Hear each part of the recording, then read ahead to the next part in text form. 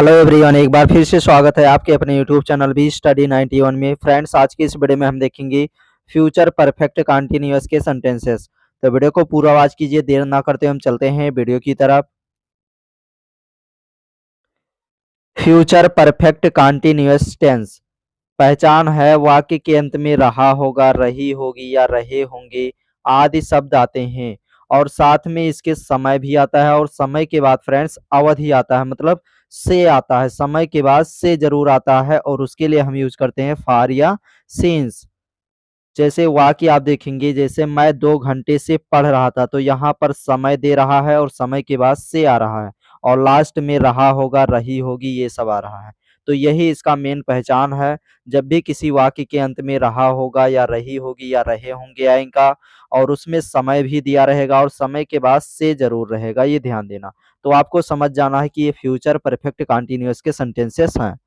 चलिए अब हम देख लेते हैं फार का प्रयोग कहाँ पर करेंगे और सीन्स का प्रयोग कहाँ पर करेंगे। सीन्स का प्रयोग हम करेंगे फ्रेंड्स मॉर्निंग यानी सुबह, जैसे आ गया सुबह से या शाम से या कल से या सोमवार से या 5 बजे से या 2010 से या चाइल्डहुड यानी बचपना से या कोई महीना हो, जैसे जनवरी से, फरवरी से, मार्च से, इस तरह से आ जाए या लास्ट वीक माने पिछले सप्ताह। जब भी कोई निश्चित समय हो, जैसे सुबह से, शाम से, कल से या कोई दिन हो, तब आपको यूज करना है सीन्स का प्रयोग। और फार का प्रयोग हम करेंगे फ्रेंड्स, जैसे 2 घंटे से, 5 ईयर्स यानी 5 सालों से, 2 वीक्स यानी 2 सप्ताह से, 10 मिनट्स यानी कि 10 मिनट से, अ लॉन्ग टाइम यानी लंबे समय से, मैनी डेज यानी कई दिनों से। यानी कि समय की अवधि जिसमें ड्यूरेशन दिया रहता है, अनिश्चित समय कह सकते हो, जिसमें अनिश्चित समय रहता है, उसके साथ हम फार का प्रयोग करेंगे। सबसे पहले हम देख लेते हैं अफर्मेटिव सेंटेंसेस यानी सकारात्मक वाक्य। इसके लिए स्ट्रक्चर रहेगा, सब्जेक्ट सबसे पहले लगाएंगे, उसके बाद विल या शैल, उसके बाद लगाएंगे हैव बीन, उसके बाद लगाएंगे वर्ब की फर्स्ट फॉर्म प्लस आईएनजी यानी वर्ब की इंग फॉर्म लगाएंगे, फिर सिंस या फाल लगाएंगे, उसके बाद लगाएंगे टाइम। वाक्य है मैं 2 घंटे से पढ़ रहा हूँगा, मैं 2 घंटे से पढ़ रहा हूँगा, तो इसमें सब्जेक्ट है मैं। मैं की इंग्लिश हमने लिख दिया फ्रेंड्स आई। अब आई के बाद हम लगाएंगे बिल हैव बीन, क्या लगाएंगे, बिल हैव बीन। और सेल का प्रयोग अब ज्यादा से ज्यादा नहीं करते हैं, बहुत ही कम किया जाता है, तो ये ना के बराबर है। ज्यादा से ज्यादा यूज किया जाता है बिल, तो आप सभी के साथ बिल का प्रयोग करेंगे, ये ज्यादा से ज्यादा मॉडर्न इंग्लिश में यूज होने लगा। तो आई बिल हैव बीन हमने लगा दिया जैसा कि स्ट्रक्चर में बताया गया। उसके बाद वर्ब की इंग फॉर्म लगाएंगे, तो यहाँ पर पढ़ रहा यानी इसका इंग फॉर्म रहेगा, पढ़ना की इंग्लिश स्टडी होता है, तो पढ़ रहा यानी इंग फॉर्म हो जाएगा स्टूडाइंग। तो आई बिल हैव बीन स्टूडाइंग। उसके बाद लगाएंगे फॉर, यहाँ पर 2 घंटे से है, कोई अवधि बता रहा है, कोई ड्यूरेशन बता रहा है यानी अनिश्चित समय है 2 घंटे से, तो उसके साथ हम प्रयोग करेंगे फॉर। तो यहाँ पर हमने प्रयोग कर दिया for. I will have been studying for 2 hours, I will have been studying for 2 hours.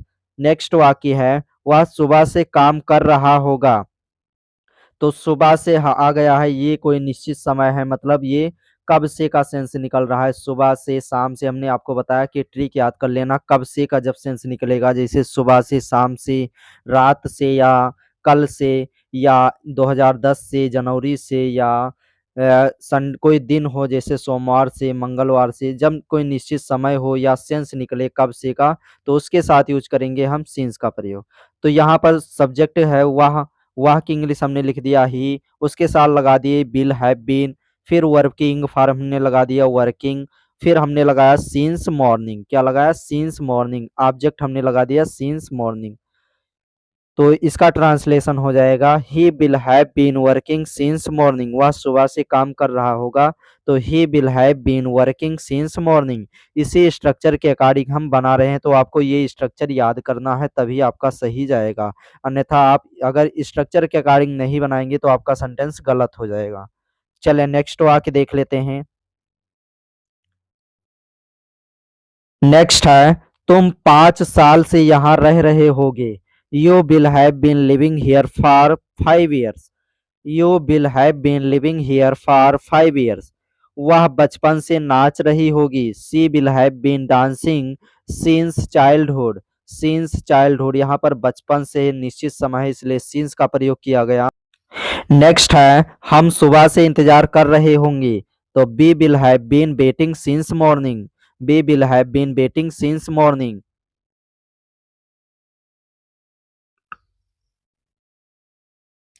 Next है बच्चे 2 घंटे से टीवी देख रहे होंगे, the children will have been watching TV for 2 hours, the children will have been watching TV for 2 hours. चले next वाक्य देख लेते हैं। नेक्स्ट है मैं इस कंपनी में 1 साल से काम कर रहा होऊंगा, I will have been working in this company for 1 year, I will have been working in this company for 1 year. वह जनवरी से अंग्रेजी सीख रहा होगा, तो he will have been learning English since January, he will have been learning English since January. वह कई महीनों से यात्रा कर रहे होंगे, तो they will have been travelling for many months, they will have been travelling for many months. अब हम देख लेते हैं निगेटिव सेंटेंसेस यानी नकारात्मक वाक्य। निगेटिव सेंटेंसेस नकारात्मक वाक्य, इसके लिए स्ट्रक्चर रहेगा सब्जेक्ट सबसे पहले लगाएंगे, उसके बाद बिल नॉट है बीन लगाएंगे, फिर वर्किंग फॉर, फिर सिंस या फॉर प्लस टाइम लगाएंगे। जैसे वाक्य मैं 2 घंटे से नहीं पढ़ रहा हूँगा, तो I will not have been studying for 2 hours, I will not have been studying for 2 hours. वह सुबह से काम नहीं कर रहा होगा, तो he will not have been working since morning, he will not have been working since morning. Next वाक्य है वह खेल नहीं रहे होंगे, they will not have been playing, they will not have been playing. तुम यहाँ नहीं रह रहे होगे, you will not have been living here, you will not have been living here. वह गाना नहीं गा रही होगी, she will not have been singing, she will not have been singing.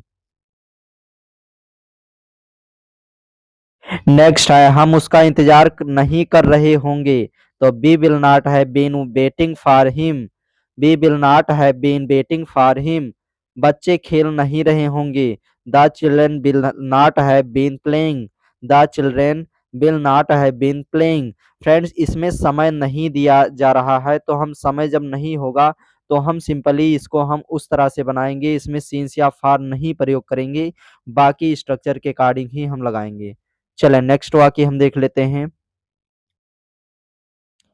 Next है मैं इस कंपनी में काम नहीं कर रहा होऊंगा, I will not have been working in this company, I will not have been working in this company. वह अंग्रेजी नहीं सीख रहा होगा, he will not have been learning English, he will not have been learning English.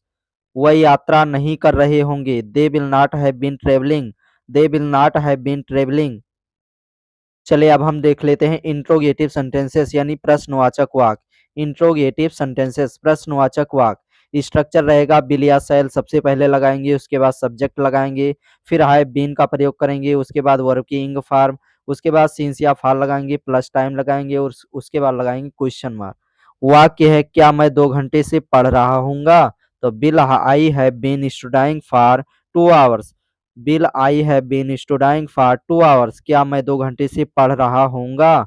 Next वाक्य है क्या वह सुबह से काम कर रहा होगा, will he have been working since morning, will he have been working since morning. Next वाक्य है क्या वह खेल रहे होंगे, will they have been playing, will they have been playing.